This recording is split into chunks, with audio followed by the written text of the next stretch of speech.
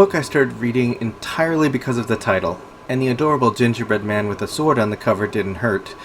This was a book I've been looking forward to reading ever since I heard about it from my writing group.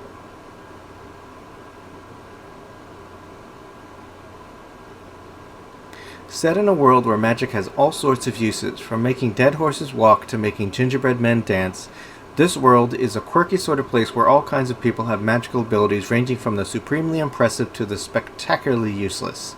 In a small kingdom run by a duchess, most of the inhabitants have reservations towards those they view as wizards, with those of truly impressive skills often being recruited for the military, but as for those with less useful abilities, well, they still come in handy.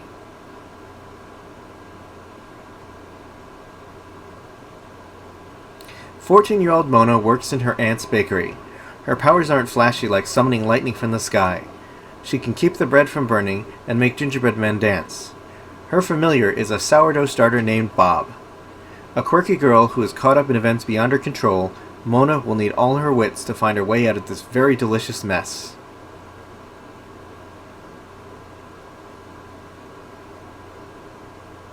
One morning when waking up to bake bread, Mona comes in to find a dead body on the floor of her aunt's bakery.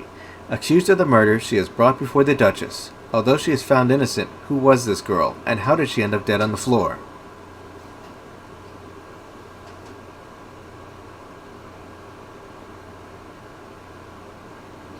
I really liked this book. I was interested right away from the title alone, anticipating a quirky tale of unconventional magic and an out-of-the-ordinary adventure, and I was not disappointed. The characters are likable, those you're intended to like anyway, and the antagonists are suitably despicable. Taking place in an unusual kingdom where magic has a myriad number of uses, our main character is a young girl who wants little more than to bake bread and be happy. Of course, it can't be that simple. Caught in the middle of unfortunate circumstance, it eventually becomes clear that Mona is right in the middle of an effort to undermine the entire kingdom. Left in over her head and with no idea what to do next, she and her allies must find out who is behind it before it is too late.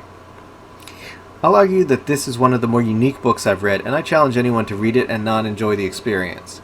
With a gingerbread man with an attitude and a sourdough starter named Bob, how can anyone read this book and not be amused by the world the author has created?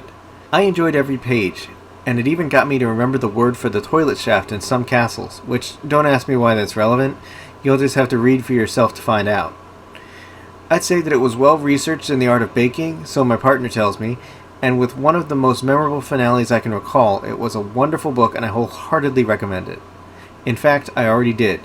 After finishing the book, I got my partner to buy a copy as well.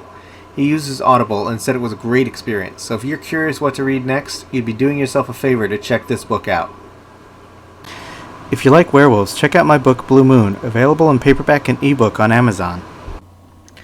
Thanks for watching. If you liked it, click the subscribe button and leave a comment below. Meow.